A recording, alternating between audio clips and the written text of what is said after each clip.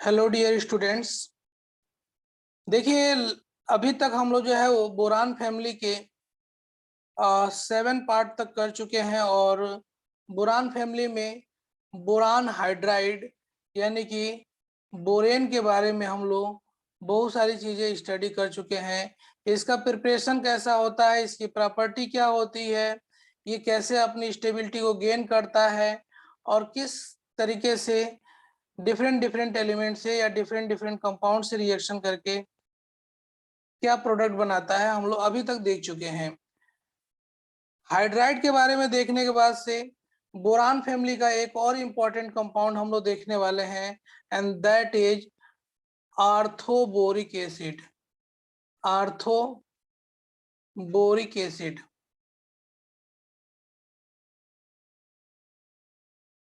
आर्थोबोरिक acid क्या होता है, ये देखिए।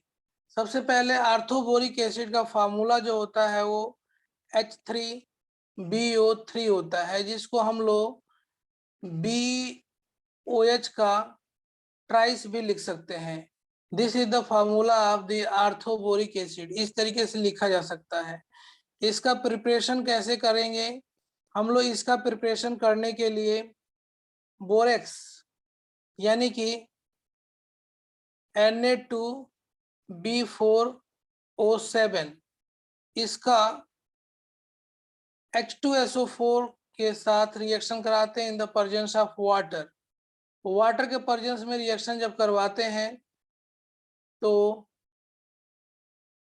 ये बन जाता है सोडियम सल्फेट Na2SO4। देखिए, सोडियम जो होता है इलेक्ट्रोकेमिकल सीरीज में हाइड्रोजन के ऊपर होता है, तो इसको रिप्लेस करेगा और सोडियम सल्फेट बना लेगा।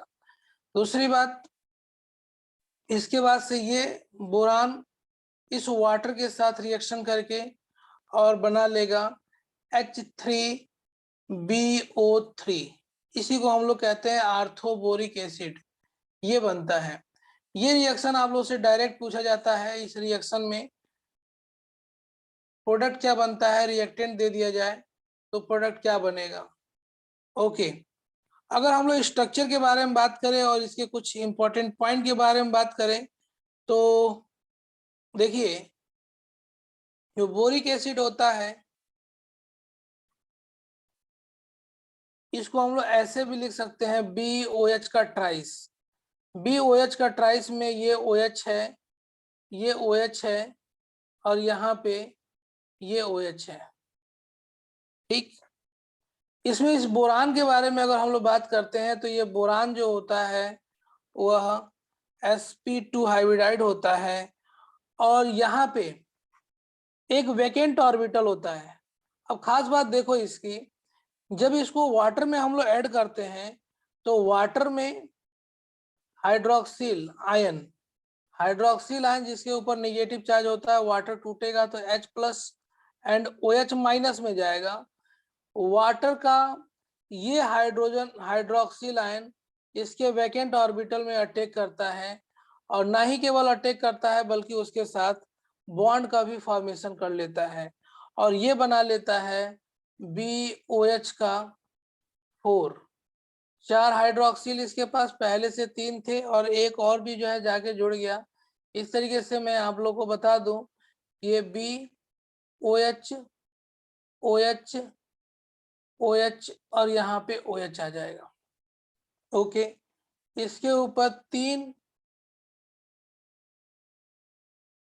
पहले से ये न्यूट्रल था, अब एक निगेटिव चार्ज वाला पार्टिकल गया तो इसके ऊपर हो जाएगा क्या, नेगेटिव चार्ज, और इसमें हाइड्रोजन आयन जो बचा है वो हाइड्रोजन आयन इसको काउंटर बैलेंस कर लेगा। इस तरीके से आप लोग ये देख सकते हो कि ये पूरे स्पीसीज में एक ही हाइड्रोजन आयन है जो इसके एसिडिक नेचर के लिए रिस्पॉन्सिबल है। इस तरीके से हम लोग ये कह सकते हैं, पहली बात, कि जो बोरिक एसिड है ये it accept the hydroxyl from the water. इसने हाइड्रोक्सिल फ्रॉम वाटर लिया, एक्सेप्ट किया और रिलीज दी हाइड्रोजन आयन। तो बोरिक एसिड की पहली प्रॉपर्टी आप लोग देख लो कि it take the hydroxyl from water and release its what hydrogen ion, वह हाइड्रोजन आयन वाटर का हाइड्रोजन आयन यहां से रिलीज करवा देता है। खुद अपना हाइड्रोजन आयन ये नहीं देता है, it do not give its own hydrogen ion, ये अपना हाइड्रोजन आयन वाटर में पार्टिसिपेट नहीं करता है, बल्कि जो है वाटर का हाइड्रोजन आयन वाटर से निकाल लेता है, वाटर का हाइड्रोजन आयन रिलीज करवाता है। इस तरीके से हाइड्रोक्सिल को एक्सेप्ट किया और हाइड्रोजन आयन को रिलीज किया। तो हम लोग कह सकते हैं कि यहाँ पे जो एन फैक्टर है वो 1 है, क्योंकि इसने हाइड्रोजन आयन एक ही हाइड्रोजन आयन रिलीज करवाया, तो इसका एन फैक्टर जो होता है वो 1 होता है। अगर हम लोग इसका इक्विवेलेंट मास पूछें, इक्विवेलेंट मास BOH का ट्राइस, तो आप लोग बताओगे इसके मोलर मास में 1 से डिवाइड करना पड़ेगा। ओके, अब यहाँ पे एक बात और आप लोग देख लो कि जो बोरिक एसिड होता है, बोरिक एसिड, इसमें इस बोरान का पहले हाइब्रिडाइजेशन sp3 था, sp2 था, अभी इसका हाइब्रिडाइजेशन क्या हो जाएगा, sp3 हो जाएगा। तो कभी कभी आप लोग से ये भी पूछा जाता है कि जब बोरिक एसिड को वाटर में डालोगे तो उसका हाइब्रिडाइजेशन, बोरान के हाइब्रिडाइजेशन पे क्या इफेक्ट पड़ता है, तो आप बताओगे कि चेंज हो जाता है और sp2 से sp3 फॉर्म में कन्वर्ट हो जाता है। ये है बोरिक एसिड। अब हम लोग बोरिक एसिड की बात, एक और इम्पोर्टेंट पॉइंट के बारे में बात करें।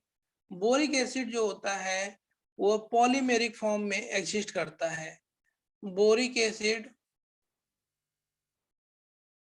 Is polymeric form, boric acid exist in polymeric form, ये पॉलीमेरिक फॉर्म में एग्जिस्ट करता है। इसका रीजन होता है कि due to the presence of hydrogen bonding, hydrogen bonding के चलते ये पॉलीमेरिक फॉर्म में एग्जिस्ट करता है। कैसे एग्जिस्ट करता है, मैं एक आध एग्जांपल आप लोगों को बता दूं। देखिए, इसको, इसका स्ट्रक्चर मैं ऐसे बना रहा हूं, बोरान है और थोड़ा सा नीचे बना दे रहा हूं, बोरान है, इसके पास 3 हाइड्रोजन बॉन्ड है, ये देख सकते हो आप लोग, ये हाइड्रोजन, फिर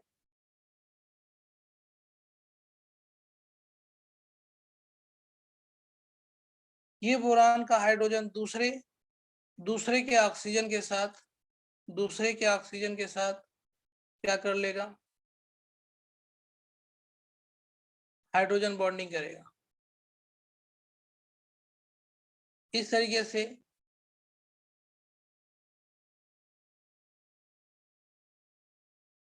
यहाँ पे इसका हाइड्रोजन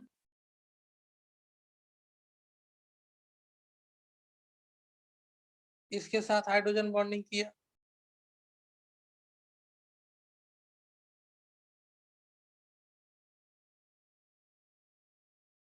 इसका हाइड्रोजन दूसरे से हाइड्रोजन बॉन्डिंग कर लेगा,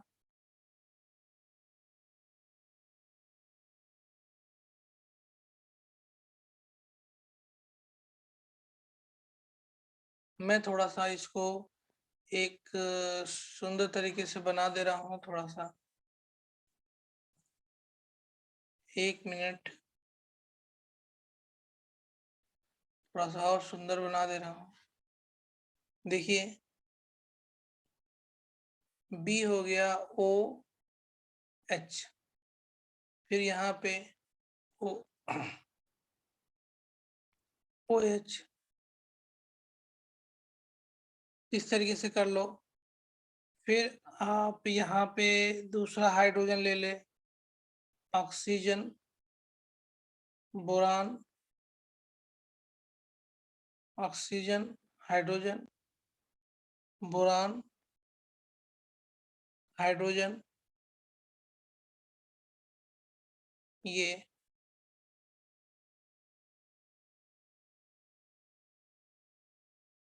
हाइड्रोजन,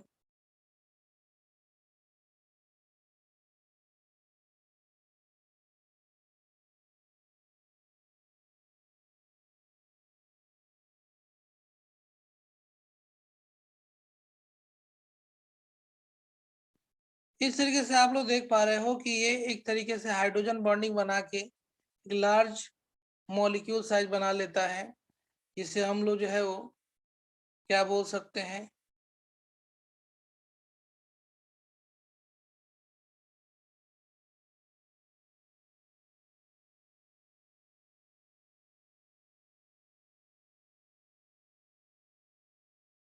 पॉलीमेरिक फॉर्म बोल सकते हैं।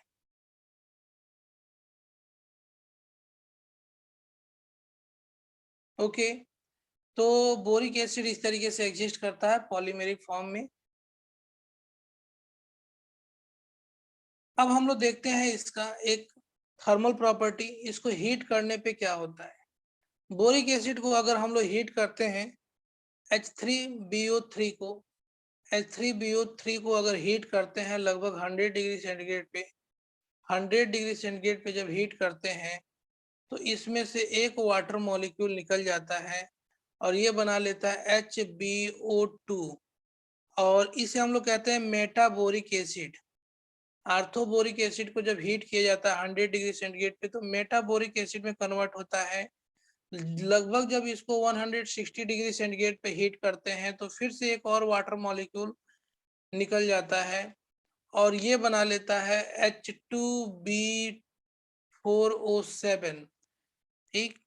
और इसको और भी ज्यादा जब हीट करते हैं हम लोग तो इसमें से और फिर से एक वाटर मॉलिक्यूल निकल जाएगा और ये बन जाएगा 2B2O3, ठीक है।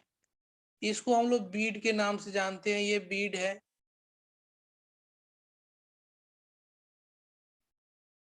तो डिफरेंट डिफरेंट टेम्परेचर पे हीटिंग इफेक्ट इसका डिफरेंट डिफरेंट होता है। H3BO3 या B2O3 3H2O, इसको हम लोग कहते हैं बोरिक एसिड। बोरिक एसिड या इसी को हम लोग आर्थोबोरिक एसिड के नाम से भी जानते हैं।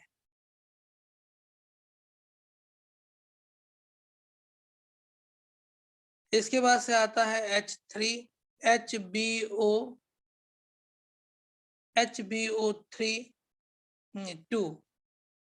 इसको हम लोग मेटाबोरिक एसिड के नाम से जानते हैं। इसको हम लोग B2O3, एक वाटर मॉलिक्यूल, इस तरीके से भी लिख सकते हैं B2O3।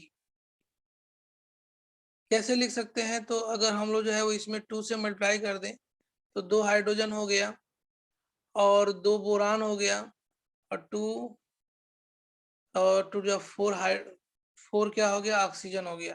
तो इसको हम लोग मेटाबोरिक एसिड के नाम से जानते हैं, मेटाबोरिक एसिड।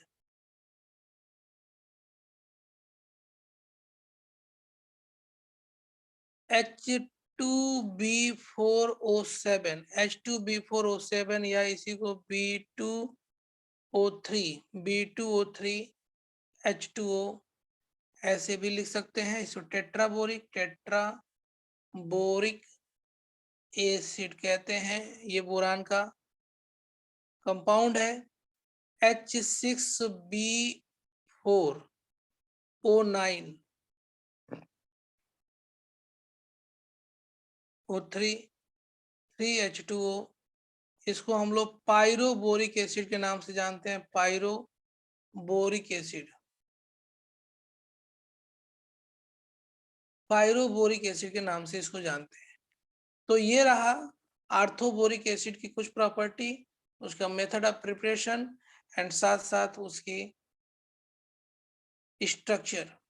मैंने आप लोग बताया बोरिक एसिड पॉलीमेरिक फॉर्म में पाया जाता है due to the presence of hydrogen bonding. Boric acid में बोरिक एसिड की स्पेशल प्रॉपर्टी होती है कि ये खुद अपना हाइड्रोजन रिलीज नहीं करता है। ये क्वेश्चन आप लोग से 2017 में पूछा गया, 16 में पूछा गया था कि बोरिक एसिड अपना हाइड्रोजन रिलीज करता है कि नहीं। तो बोरिक एसिड अपना हाइड्रोजन रिलीज नहीं करता है, बल्कि वाटर का हाइड्रोजन आयन रिलीज करवा देता है। ओके, इसके बाद से हम लोग नेक्स्ट टॉपिक में देखने वाले हैं, वो होगा बोरेक्स। बोरेक्स का केमिकल प्रॉपर्टी, बीड और उसका स्ट्रक्चर। बट अभी के लिए इतना ही। Thank you.